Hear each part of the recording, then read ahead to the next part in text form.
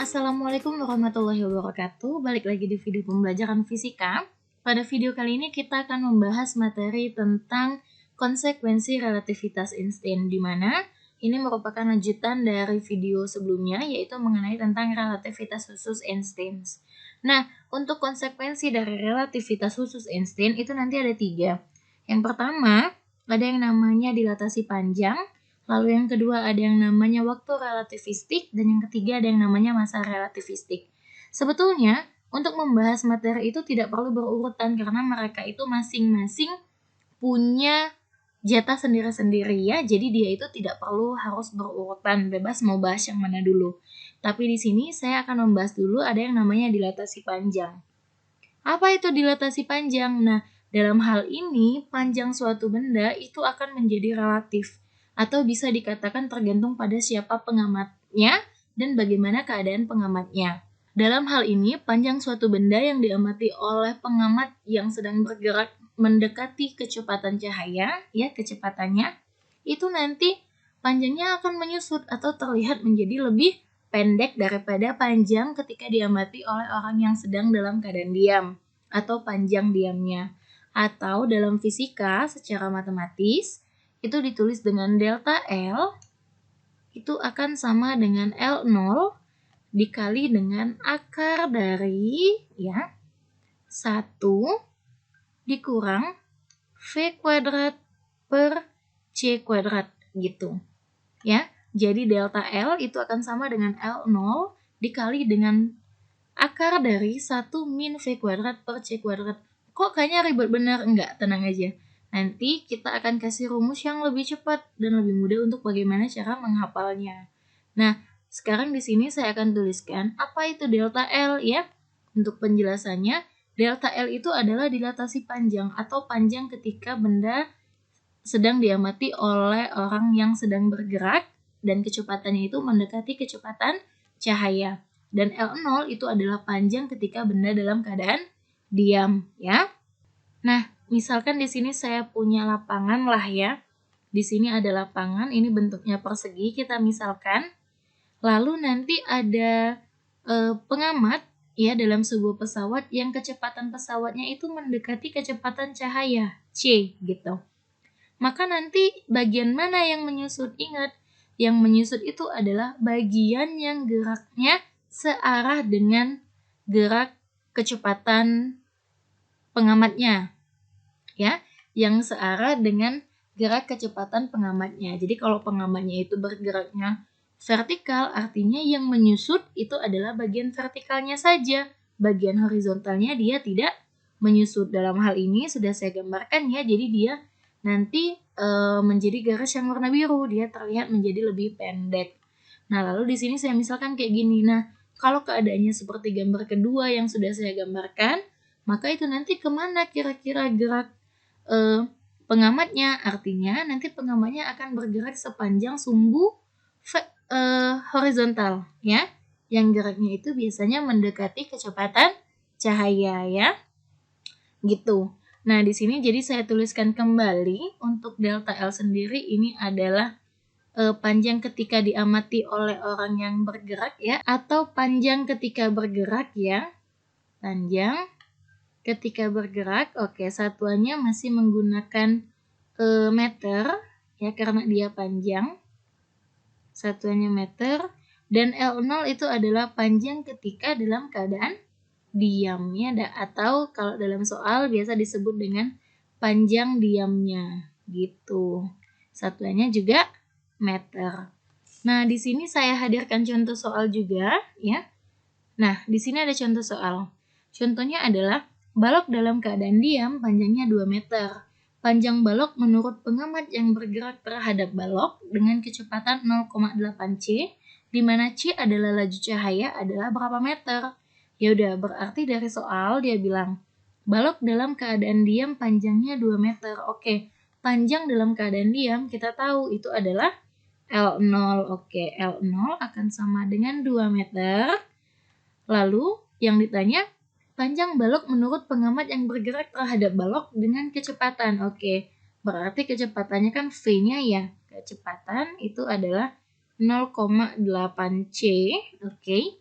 Yang ditanya adalah panjang balok menurut pengamat. Oke, berarti yang ditanya adalah delta L-nya ya. Gitu. Nah, lalu gimana cara mencarinya? Yaudah, kita masukin aja ke rumus ya. Dimana untuk nilai delta L itu akan sama dengan L0 dikali dengan akar dari 1 min V kuadrat per C kuadrat. Oke, di sini saya jelaskan kembali kalau V itu adalah kecepatan gerak bendanya, sedangkan C itu adalah kecepatan cahayanya. Tapi pertanyaannya sekarang, apakah perlu kita lakukan perhitungan yang ribet gini? Nggak usah, nggak perlu. Di sini saya kasih catatan tambahan ya, dimana kita misalkan kalau akar dari 1 min V kuadrat per C kuadrat itu akan sama dengan 1 per gamma gitu. Nah, yang harus kita ingat di sini saya kasih rumus cepat ya. Karena biasanya dalam soal yang keluar itu ketika nilai V akan sama dengan 0,8 C, maka nanti kita akan dapati nilai 1 per gamanya itu akan sama dengan 0,6. Tapi ingat, sudah tidak ada C-nya lagi. Ya, sudah hilang. Lalu, kalau kita punya V-nya akan sama dengan 0,6 C, maka nanti yang akan kita dapati 1 per gamanya itu akan sama dengan 0,8. Nah, yang biasa sering keluar tuh gini, ya. Ini yang biasa sering keluar. Lalu satu lagi, ketika V akan sama dengan 1 per 2C atau 0,5 C, maka nanti nilai 1 per gamanya itu akan sama dengan 1 per 2 akar 3. Ingat C-nya hilang ya. Tapi nanti kalau misalnya nilai V itu akan sama dengan 1 per 2 akar 3C, maka nanti akan kita dapati nilai 1 per gamanya itu akan sama dengan 1 per 2 atau 0,5. Nah, untuk konsekuensi relativitas Einstein yang harus kalian ingat itu ini. Kenapa? Karena ini sering banget angka-angka ini dikeluarkan di dalam soal ya. Jadi biar kalian lebih mudah dan lebih cepat dalam mengerjakan soalnya. Gitu. Sekarang kita cek contoh soal yang sudah saya berikan. Tadi dia bilang kalau V-nya adalah 0,8 C. Ya enggak? Berarti kalau V-nya itu 0,8 C, kita bisa dapati nilai 1 per gamanya itu adalah 0,6. Kita masukin aja. Delta L itu akan sama dengan L0 dikali. Karena akar dari 1 min V kuadrat per C kuadrat itu adalah 1 per gamma, kita tulis saja nih L0 dikali dengan 1 per gamma. L0-nya berapa? 2 meter. 1 per gammanya kita tadi sudah punya 0,6. Ya udah 2 dikali 0,6 artinya hasilnya adalah 1,2 meter. Selesai. Semudah itu dan secepat itu. Bisa ya? Selanjutnya, setelah membahas dilatasi panjang, kita akan membahas ada yang namanya dilatasi waktu atau waktu bersifat relatif. Nah, kalau tadi panjang benda itu menjadi lebih pendek, kalau untuk dilatasi waktu atau biasanya dikenal dengan lambangnya itu adalah delta T, ya, jadi waktu ketika diamati oleh orang yang sedang bergerak gitu. Dia itu malah kebalikannya, dia menjadi lebih lama sehingga delta T itu akan sama dengan T0 dibagi ya akar dari 1 min V kuadrat per C kuadrat gitu. Nah, jadi ini yang harus diingat ya, dimana delta T itu adalah waktu ketika benda bergerak ya, ingat kecepatannya pasti mendekati kecepatan cahaya gitu ya. Nanti untuk bagaimana penyelesaian soalnya itu mirip dengan contoh yang ini, tinggal diganti aja. Akar dari 1 min V kuadrat per C kuadratnya itu kita ganti aja 1 per gamma, ya enggak? Ya, nah kayaknya nggak ada masalah. Selanjutnya kita bahas ada yang namanya masa relativistik. Ya udah, kalau masa relativistik itu kalau tadi waktu itu time pakai T, kalau panjang tadi pakai long pakai L, kalau massa ya udah berarti dia delta M gitu karena dia massa.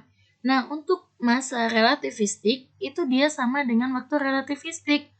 itu akan sama dengan M0 dibagi dengan akar dari 1 min V kuadrat per C kuadrat. Dan bagaimana untuk penyelesaian soalnya? Itu masih sama dengan contoh soal yang ada pada panjang relativistik, ya. Dimana delta M itu adalah masa ketika benda bergerak dan M0 itu adalah masa ketika benda diam, ya. Nanti untuk akar dari 1 min V kuadrat per C kuadratnya kita ikuti aja aturan yang di bawah sini, gitu. Nah, selanjutnya yang terakhir itu ada yang namanya momentum relativistik, ya. Untuk nilai momentum relativistik kita tahu kalau momentum itu dilambangkan dengan huruf P dalam fisika, ya. Oke. Dimana untuk nilai momentum relativistik ini dia tuh gini, P itu akan sama dengan M0 dikali dengan V dibagi, ya, akar dari 1 min V kuadrat per C kuadrat, gitu. Untuk akar dari 1 min V kuadrat per C kuadratnya, itu masih kita menggunakan 1 per gamma, ya. Jadi ini rumus dari momentum relativistik.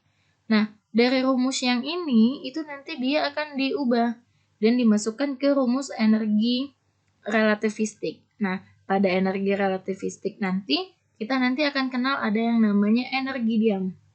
Ya, energi diam itu adalah energi yang dimiliki oleh benda ketika diam, gitu. Atau energi diam bendanya. Untuk energi diam itu biasanya dikenal atau dilambangkan dengan E0, ya. Jadi energi diam benda. Nah, energi diam benda ini dirumuskan dengan E akan sama dengan E0, maksudnya akan sama dengan M0 dikali dengan C kuadrat.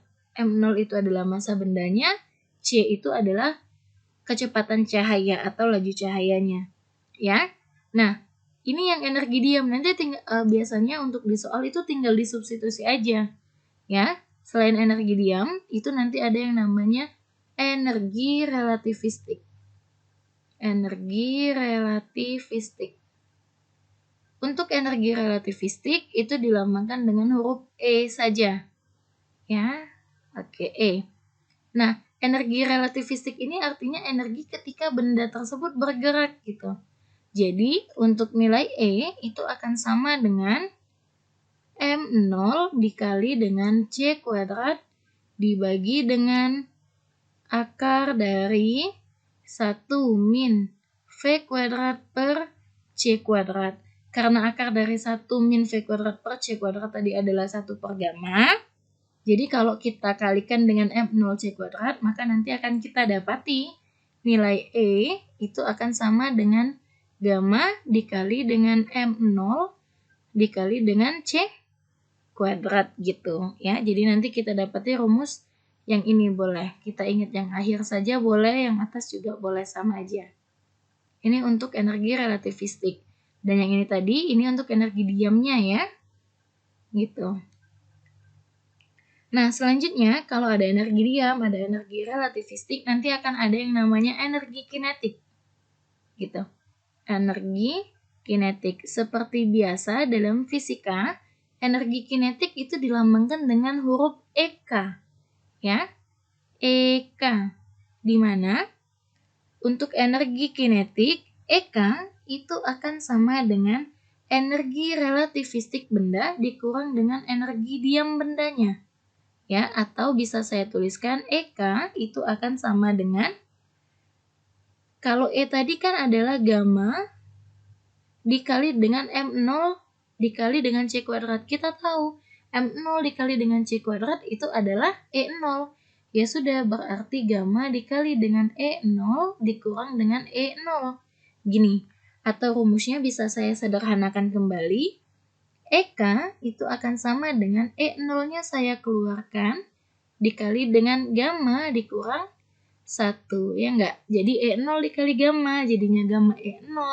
E0 dikali 1 itu jadinya E0.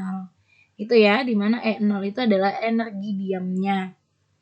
Nah, selanjutnya kalau kita ingin melihat hubungan antara energi diam benda, ya, energi diam benda momentum dan juga massa, ya, itu nanti kita dapati bahwasanya energi relativistik kuadrat itu akan sama dengan E0 kuadrat ditambah dengan momentum kuadrat dikali dengan C kuadrat atau kecepatan cahaya kuadrat, ya.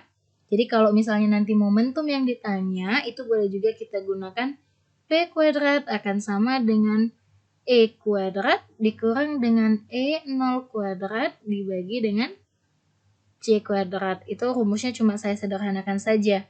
Atau kalau di sini ada kuadrat berarti nanti kan tinggal diakarkan saja. Ya enggak? Nah, jadi hubungan dari energi diam benda, momentum, dan juga massa relativistik itu ada di sini, ya. Jadi P kuadrat itu akan sama dengan energi relativistik kuadrat dikurang dengan energi diam bendanya dibagi dengan C kuadrat, atau C kuadrat itu adalah kecepatan cahaya, ya. Oke, sampai sini dulu video pembelajaran kita. Semoga materinya bisa dipahami. Assalamualaikum warahmatullahi wabarakatuh.